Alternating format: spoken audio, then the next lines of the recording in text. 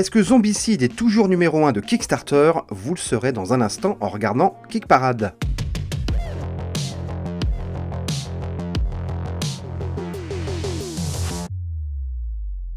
Bonjour à toutes et à tous, salut Swan. Salut Erwan, bonjour à toutes et à tous. Bon, est-ce que Zombicide a tenu la route jusqu'à cette semaine? Il était numéro 1 la semaine dernière sur Kickstarter. On verra en fin d'émission si il s'est maintenu. Pour l'instant, on va commencer par la 10e place. Alors c'est pas vraiment une entrée, c'est une entrée dans le top 10, mais c'est pas vraiment une entrée parce qu'il a déjà 2 semaines, je crois, de campagne. C'est Stroganov. C'est un jeu de placement d'ouvriers qui prend place dans le 16e siècle lorsque la Russie commence à exploiter les richesses de la Sibérie. Et Stroganov, c'est un jeu qui va vous faire placer des ouvriers, accumuler des richesses. Voilà, il y a une très belle couverture d'ailleurs, un très très beau dessin. C'est marrant parce que quand j'ai vu la campagne, ça m'avait fait beaucoup penser à la campagne de Gugong il y a quelques mois. Et en fait, il s'avère que c'est la même boîte, c'est la même équipe qui est derrière le jeu, et on retrouve un peu la même manière de présenter avec un jeu qui sera proposé en boutique et une édition collector qui sera un peu exclusive à Kickstarter. Il y a une VF. Autre fait intéressant. Oui, donc effectivement, il y a plein de langues dans toutes les campagnes qui sont proposées sur ce jeu-là. Ce que je trouve assez intéressant, c'est que depuis quelques temps, on voit émerger pas mal de jeux qui mettent en avant la culture et l'histoire slave. Alors on sait que le jeu de plateau et les pays slaves, il y a quand même de longues années d'amour, etc. Mais pour l'instant, on va dire que les créateurs, notamment polonais, etc., se concentraient beaucoup sur des projets, on va dire, plus occidentaux. Ouais. Et depuis quelques temps, on voit émerger ces jeux basés sur le folklore slave, et je trouve que c'est une petite bouffée d'air frais, et je trouve ça plutôt sympa. C'est vrai que depuis quelques temps, on voit tout le folklore slave arriver. Il y a d'ailleurs toujours enfin il y est plus, il vient de finir, Forest of Radgost, qui reprenait les légendes slaves, là, qui a bien marché. Enfin, compter sur cette culture-là aussi, sur Kickstarter, et c'est une culture d'une très grande richesse, donc tant mieux, quoi. 9e place. Alors, 9e place, c'est également une entrée, vraiment une entrée très récente, du coup, parce que la campagne a commencé mardi, nous sommes mercredi. C'est So You've Been Eaten. Bah alors, tu t'es fait bouffer, pour traduire. Donc c'est un jeu avec un concept, je trouve, très rigolo, puisque nous sommes dans un jeu de science-fiction, nous sommes dans l'avenir, et l'humanité va chercher des richesses minérales dans, les tubes digestifs de grands monstres de l'espace. Voilà, c'est un peu le concept du jeu, c'est-à-dire que vous allez envoyer vos ouvriers se faire jeter dans la gueule de gros monstres, histoire de miner leur estomac, et de ramener des cristaux d'une immense valeur. Et évidemment, c'est un minage à haut risque, puisque vous risquez de vous faire bouffer. Et donc voilà, le jeu parle de ça, vous incarnerez. Alors, c'est marrant parce qu'il y a plusieurs modes d'ailleurs dans ce jeu, c'est plutôt pas mal. Vous avez un mode où vous pouvez faire jouer le monstre par l'IA, ou l'inverse, vous pouvez jouer le monstre et vous pouvez faire jouer les mineurs par l'IA. Vous pouvez jouer avec quelqu'un d'autre en face qui fait le monstre et vous les mineurs, et inversement. Il en est à plus de 91 000 euros, plus de 2600 contributeurs, donc ça a très bien démarré. Le designer, c'est Scott Helms, à qui on doit Tiny Epic Dungeon également, qui est quelque part dans ce classement, on ne sait pas où encore, mais on le dira. C'est aussi un jeu de placement, c'est-à-dire qu'on va déplacer nos ouvriers, ils doivent combattre des bactéries qui peuvent muter, puis vous ramassez des cristaux évidemment. Et puis côté monstre, c'est vrai qu'on a ce côté, il faut contaminer les mineurs avant qu'ils aient réussi à récupérer les cristaux. Voilà, il y a vraiment une véritable asymétrie. Et c'est vrai que côté esthétique, il y a quelque chose de très coloré, et ça me fait beaucoup penser à un jeu vidéo qui est sorti il y a quelques années, qui s'appelait Deep Rock Galaxy, où pareil, on jouait des mineurs de l'espace, donc là on descendait dans des cavernes, mais on retrouvait ce côté très très parallépipédique, je sais pas si on peut dire ça comme ça, mais en tout cas tout était, il y avait un côté très dessiné à l'ancienne, avec ses couleurs très flashy. C'est Kwanchai Moriya qui a fait le design de So You've Been Eaten. À savoir qu'il est spécifié dans le Kickstarter qu'il n'y a pas de TVA. Elle est inclue déjà dans le pledge, donc il n'y aura pas de surprise pour les joueurs qui pledgent ce jeu. Voilà, et une version française est à l'étude pour le moment, et le noter dans la FAQ. C'est en pourparlers avec différents traducteurs, et que si une version française pourrait arriver dans la campagne, mais il n'y a pas de garantie de ce côté-là pour le moment. 8e position, c'est supposé être un gros mastodonte, mais je pense que on va le dire dans quelques secondes, c'est plutôt décevant. C'est Batman The Dark Knight Returns The Game. C'est de plus en plus long les titres. Pratiquement 230 000 euros, plus de 2800 contributeurs. Il reste une petite quinzaine de jours avant la fin de la campagne. C'est Cryptozoa Cryptozoic, pardon, qui fait ce jeu, qui avait fait une très mauvaise adaptation, enfin très mauvaise, bon, non, pas exagérer, mais pas terrible adaptation de Ghostbusters en jeu de plateau. Là, ils refont la même avec Batman, et c'est plutôt moumou hein, pour un Batman. On s'attendait à un plus gros démarrage, eux-mêmes, je pense, parce qu'il y a plein de stretch goals encore qui sont pas déployés. Ouais, mais c'est vrai que déjà la semaine dernière, on avait vu que le jeu était sorti au moment d'enregistrer l'émission, il était très très très bas dans le classement, donc il y a quand même une petite évolution par rapport à la semaine dernière, mais effectivement, c'est vrai que pour un jeu porté avec une telle licence, c'est assez hallucinant. Surtout qu'en plus, ça c'est le Batman de Frank Miller qui est adapté, qui a quand même connu un renouveau avec les films de Nolan, etc. Donc vraiment, il y avait tout pour que ça fonctionne. Bon, très orienté solo, hein, je crois que le jeu propose une version à 2 joueurs, mais à la base, je crois que c'est un jeu solo. Bon, le jeu est super joli, ils reprennent le design des comics en version collector, etc. Il y a une version française, mais bon, peut-être que c'est la réputation du studio, ou je sais pas, j'arrive pas encore à m'expliquer le manque de réussite d'une telle campagne. C'est Don't Panic Game, hein, je crois, qui distribuera le jeu en France. Bah écoute, moi j'en sais rien. Pour peut-être remettre dans la petite histoire, hein, Frank Miller, c'est le dessinateur des Batman des années 80, on va dire, qui a fait vieillir un peu Batman, c'est-à-dire qui présentait un Batman de quinquagénaire, qui venait de sortir d'une retraite de 10 ans, et qui est beaucoup plus radical, beaucoup plus sombre hein, que le Batman comics, on va dire, dans la tradition du genre. D'ailleurs, qui a été adapté en jeu aussi par Monolith, hein, qui a fait un énorme Kickstarter, qu'on a fait 3 même, je crois qu'il y a 3 saisons hein, au Batman de Monolith Game. Hein. Donc ça peut peut-être expliquer ça aussi, c'est que les fans de Batman, ils ont déjà une étagère pleine de figurines et de jeux de Batman. Donc est-ce que ce Batman n'arrive pas un peu trop tard, même si ça se joue pas pareil, c'est pas on va dire la même époque de Batman, on va dire que c'est pas le même état d'esprit de Batman, mais bon, à un moment donné, peut-être qu'il y a un trop plein de Batman dans les étagères tout simplement. Hein. En tout cas, si vous, en tant que backers, vous avez une explication sur pourquoi ce jeu vous intéresse ou ne vous intéresse pas, n'hésitez pas à nous en faire part, parce que pour l'instant, ça reste quand même la grosse inconnue. Alors par rapport à Monolith, hein, vous jouerez pas sur des tuiles de cartes précises, c'est-à-dire de hangars, de pièces, etc. Là, vous allez évoluer, vous avez une grande carte de Gotham City, et vous allez évoluer de quartier en quartier, vous avez des missions évidemment, et il est bien spécifié que vous ne pourrez jamais anéantir le crime dans Gotham City. C'est-à-dire que parfois, il va falloir laisser gangréner le crime dans certains quartiers pour que vous puissiez faire votre mission dans un autre. Donc ça, je trouve que c'est plutôt pas mal, parce que ça va avec un peu cet environnement du Dark Knight, on va dire, de Frank Miller. Là, Batman, il fait ce qu'il peut, et des fois, il est tellement obsédé par un méchant qu'il va laisser pourrir une situation dans un autre quartier de la ville pour pouvoir s'occuper de ce méchant. Donc ça, je trouve que thématiquement, c'est plutôt bien vu, voilà, de la part du studio. Ouais. Voilà. À noter toutefois aussi, on le précise, mais je pense qu'au bout d'un moment, on peut peut-être arrêter de le préciser, mais pour le coup, il faudra penser à rajouter la TVA de 20% hein, qui n'a pas été comprise dans le jeu actuellement. Donc, mais après, le pledge d'entrée n'est pas excessivement cher pour le jeu. On voit une édition collector à 82€. Ouais, t'as du $60 pour le jeu de base. Hein. C'est pas énorme. C'est pas énorme, mais bon, voilà, il faut savoir que 20% seront à ajouter. Allez, on passe très vite sur la 7ème place parce que... peut-on appeler ça un jeu ? Je ne sais pas. Alors, Pay the Price, c'est un quiz. Ouais, un jeu de quiz où on te pose des questions de culture générale. Et puis, si t'as pas la bonne réponse, t'as des gages. C'est génial, c'est révolutionnaire, c'est super. 88 000€, 2848 contributeurs quand même pour ce jeu de station-service. Il reste une dizaine de jours. J'aurais jamais cru que des jeux comme ça arriveraient encore à se hisser dans le top 10 de Kickstarter. Je trouve ça hallucinant. Enfin bon, écoute, hein. Ça arrive. 6ème place, X-Bound, Witchy Supplement for 5e. Il a gagné 3 places par rapport à la semaine dernière. Il en est à 172 000€, 3166 contributeurs. Il reste une toute petite semaine, enfin quelques jours on va dire, avant la fin de cette campagne. Donc c'est un supplément pour Donjons et Dragons 5e édition qui tourne autour de la sorcellerie, des sorcières et des sorciers. Ça fait 2 semaines qu'on en parle, donc on va passer assez vite dessus. Très belle campagne, belle réussite. Design assez tranché, qui plaît ou qui plaît pas, mais en tout cas il y a une vraie patte artistique dans le truc. Il y a toujours l'application, le Companium, c'est plus qu'une application, qui va avec sur le téléphone pour vous faciliter la gestion des personnages. Bon voilà, écoute, c'est de la campagne professionnelle, hein, voilà.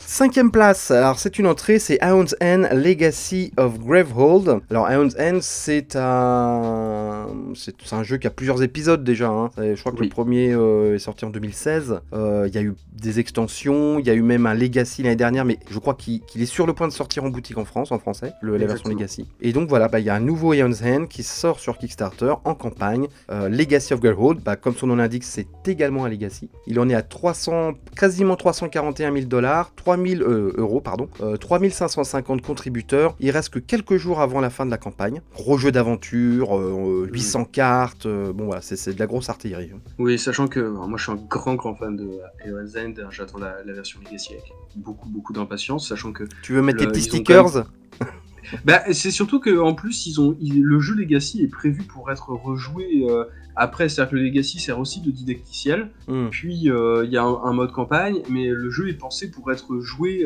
par la suite, donc même les stickers qui sont ajoutés, etc., c'est quand même prévu pour qu'à la fin le jeu tourne. Et là, sur cette campagne, il y a quelque chose qui est il y a 2 nouveautés. Le premier, va être cette espèce de carte au centre à ajouter, et des livres de campagne qui sont au nombre de 2, pour la simple et bonne raison que au début de la campagne, on va choisir dans quelle ville on commence, et donc du coup, en fonction de ce choix initial, eh bien on va prendre l'un des 2 livres, l'autre on va le laisser de côté, et ce sera potentiellement pour rejouer une campagne par la suite. Donc voilà, il y a un côté choix multiple qui commence dès le début, et donc en fait le jeu est proposé, on peut quasiment dire, avec 2 campagnes qui partent sur la même situation initiale, mais qui vont se jouer différemment. Et ça, je trouve ça vachement bien. Parce que j'ai jamais joué, mais en préparant l'émission, j'ai regardé un petit peu le fonctionnement. Ce qui est assez rigolo, c'est que c'est un jeu avec un deck de cartes, mais une fois que ton deck est épuisé, tu ne remélanges pas ta pioche pour refaire un nouveau deck. Tu les laisses dans le même ordre. C'est exactement ça. Et l'autre particularité aussi, c'est que c'est toi, en début de partie, en fonction de l'adversaire que tu vas affronter, qui va décider de la rivière de cartes qui va se trouver au centre de la table. D'accord, donc t'as vraiment une gestion d'ordre de cartes, quoi. Exactement. Et en fait, cette rivière de cartes, du coup, tu l'adaptes, quoi, parce que le jeu est compliqué, c'est comme beaucoup de jeux coop. Donc voilà, tu te prends une rouste et en fonction, tu vas prendre tes erreurs et tu dis peut-être que j'ai pas forcément placé les bons sorts, les bons pouvoirs, etc. à acquérir. Et donc du coup, rebelote, tu recommences la partie et tu modifies l'architecture même ton truc, quoi. L'architecture du jeu. Et je trouve ça, c'est un super jeu. Aeon's End, je recommande à tous ceux qui cherchent un jeu de deck building coopératif qui fonctionne. Je pense que c'est ce qui se fait de mieux. En tout cas, le jeu de base est en boutique, hein. On peut le trouver en boutique française. Oui. En français. D'ailleurs, est-ce que celui-là sera en français? Pas pour l'instant, j'ai l'impression. Non, sachant que le Legacy n'a pas encore été traduit, je pense que... Je te dis, il sort dans les boutiques françaises dans pas longtemps, là, déjà, le Legacy. Ouais. Donc je pense que Matago va peut-être attendre un petit peu pour la traduction, parce que là, en plus, s'il y a des livrets de règles, d'histoire et tout à traduire, ça va demander un peu plus de temps. Donc, sachant que en plus, les frais de port pour cette campagne, c'est quasiment le prix du jeu que tu rajoutes derrière, quoi. Je sais plus, là, en France... Ça calme, hein. En fonction du truc qu'on a pris, c'est $50 de frais de port, donc attendez. Vraiment, c'est mon conseil. Attendez peut-être la sortie boutique, sachant que Matago fait du très bon travail de traduction. Donc, Allez, 4e place, Vault of Magic for 5th Edition. On en a déjà parlé. C'est un sourcebook pour la 5e édition de Donjons et Dragons. Il en est quasiment à 246 000 €, plus de 5 200 contributeurs. Il reste quand même plus d'une semaine avant la fin. Il peut encore bien monter, hein. C'est Kobold Press qui est assez habitué à faire du sourcebook pour du jeu de rôle. Donc là, c'est un livre sur les artefacts magiques, comment les créer. Vous aurez plein de nouveaux, plein d'objets magiques à rajouter dans vos campagnes. On avait dit qu'il y avait le fils de Gary Gygax, donc le créateur de Donjons et Dragons historique. Il y a son fiston qui travaille sur cette édition. Donc je pense que ça apporte un gage de qualité pour les fans de Donjons et Dragons, c'est évident. C'est encore une fois un sourcebook de Donjons et Dragons non officiel qui a fait un carton, quoi. Voilà. Comme régulièrement maintenant. Voilà. C'est vrai. Et on est déjà au trio de tête, hein. Voilà. Oui. Et bien, 3e position, c'est Zombicide Undead or Alive, évidemment, voilà. Il a été destitué de sa première place par rapport à la semaine dernière. On va pas pleurer, hein. Il en est à 1 570 000 €, 14 550 contributeurs. Il reste que quelques jours avant la fin de la campagne, donc je pense qu'il peut atteindre, les 2 millions, ça va peut-être être difficile en quelques jours, mais il va certainement atteindre les 1 800 000 €. Tu sais quoi, je tiens le pari, moi je pense qu'il va atteindre les 2 millions. Les derniers jours vont être décisifs. Ouais, c'est possible, c'est possible. Donc, c'est dans l'absolu pour un jeu sur Kickstarter, c'est un très beau succès, évidemment. Pour un zombicide, c'est un peu mou, hein. parce qu'il y a Ouais, certains je suis zombicides qui ont d'accord. rapporté 3, 4, 5 millions d'euros. Donc on est sur un petit zombicide, on va dire. Voilà, on a beaucoup évoqué la semaine dernière pour les raisons pour nous pour lesquelles ce zombicide a peut-être moins marché que les autres. On va pas revenir dessus. Si on se concentre un peu plus sur la campagne, c'est marrant parce qu'on voit un peu les archétypes de campagne zombicide avec des trucs enfin les figurines qui sont dévoilées au fur et à mesure, il y a des stretch goals qui tombent, des personnages qui sont très inspirés de l'univers, surtout cinématographique, hein, on va pas se mentir. Et l'extension steampunk que je trouve, alors peut-être tu seras pas d'accord, mais je la trouve peut-être un peu forcée. La petite extension steampunk. En plus, on voit qu'ils font beaucoup de références à Retour vers le futur, alors que finalement, ils avaient quand même Oui, c'est un peu Wild Wild West on pour va dire opportuniste, quoi. un petit peu, ouais. Et je trouve que bon, elle ajoute pas grand-chose Non. au jeu de base. Et même, je vais te dire, je trouve que pour du steampunk, c'est du steampunk assez sage, quoi. Hein. Oui, c'est vrai Voilà. que t'aurais presque envie, par contre, ça donne envie de voir réémerger un petit peu cet univers dans le jeu de plateau, et c'est vrai qu'un zombicide steampunk, mais vraiment pensé ça Et pourrait tu être vois, intéressant. c'est peut-être une avant-garde, un futur zombicide steampunk. Ce qui Ouais, pourrait une être prise très de intéressant. température. Hein. Très Mm. intéressant, ouais. Donc voilà, bah écoutez, Zombicide, il est passé de la première à la troisième place cette semaine. Je pense que ouais, Call Me Or Not doit être un peu déçu des résultats de la campagne, malgré tout. Deuxième position, c'est l'extension de Root the Marauder Expansion. 1 175 000 € pour 15 536 contributeurs. Et il reste 10 jours avant la fin de la campagne, donc il a vraiment de quoi monter encore hein, cette extension. Ce qui prouve que Root est vraiment un jeu très très populaire en fait. Est-ce que tu dirais qu'il tient la route? Notez la vanne de Swan dans les commentaires. En fait, moi je la. Voilà, Route, on l'a bien évoqué. Par Ouais. contre, pour en revenir à la campagne telle qu'elle, peut-être que c'est mon niveau d'anglais qui est pas nécessaire ou le temps que j'y ai accordé qui est peut-être pas suffisant, mais j'ai un peu du mal quand même à comprendre la manière dont sont agencées les informations, quels sont les véritables ajouts, etc. Cette deuxième extension, donc qui s'appelle la Clockwork Expansion 2, qui est plus ou moins une reprise de la première extension qu'ils avaient sortie auparavant. Je trouve ça un peu confus. Voilà, pour un non-anglophone, j'ai un peu du mal à suivre. Moi, quand je vois la campagne Kickstarter, je t'avoue que je comprends rien. Voilà. Donc, je connais le concept de Root, hein, je l'ai déjà vu tourner, mais j'ai jamais vraiment joué, donc je connais pas les extensions qui étaient déjà incluses dans la boîte de base, etc. Donc, c'est vrai qu'il y a beaucoup d'infos sur cette page. C'est un peu bordélique, quoi. T'as l'impression que t'as plein de trucs partout, quoi, en fait. Ça fait un peu peur, presque. T'as Oui, pas c'est envie de très mettre les doigts dedans, intimidant. quoi. Bah, tu sens que c'est vraiment, ça s'adresse. Là, j'ai vraiment l'impression, après, c'est tout à leur honneur aussi, hein, mais qui s'adresse aux premiers joueurs, il s'adresse à ceux qui connaissent l'univers, qui sont vraiment Aux fans de fans route, qui sont pas là hardcore.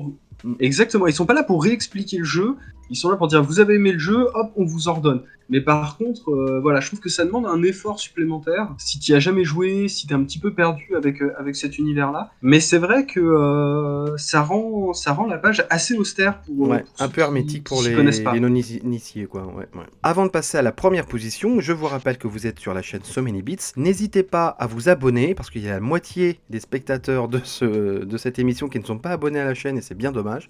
Mettez un pouce bleu, ça fait beaucoup de bien à la chaîne, beaucoup de bien à l'émission. Commentez, n'hésitez pas, n'ayez pas peur de commenter. Quelle campagne vous fait envie, quelle campagne vous trouvez ratée, qu'est-ce que vous avez pledgé. Voilà, n'hésitez pas à nous le dire. Et puis merci de nous suivre, de plus en plus nombreux, ça nous fait très très plaisir. Ouais, merci à tous. Premier jeu sur Kickstarter cette semaine, donc au mercredi 3 mars, c'est Tiny Epic Dungeons, le petit jeu, le petit dungeon crawler qui tient dans la poche, enfin presque.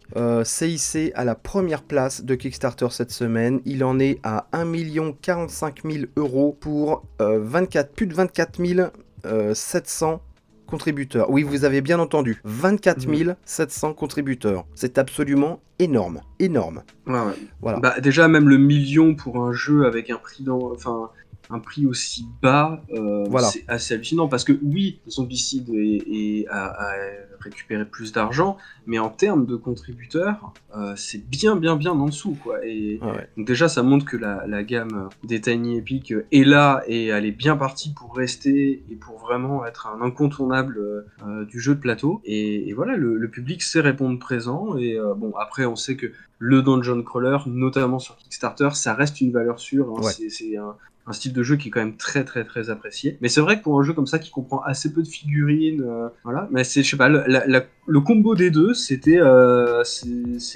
très très bien vu En fait, de la part. c'est pour tous les joueurs qui n'ont absolument plus de place sur leur étagère et qui voulaient encore un dungeon crawler de plus. Ils se sont dit, mais c'est parfait, ça prend pas de place, je prends. Bravo, bravo à eux.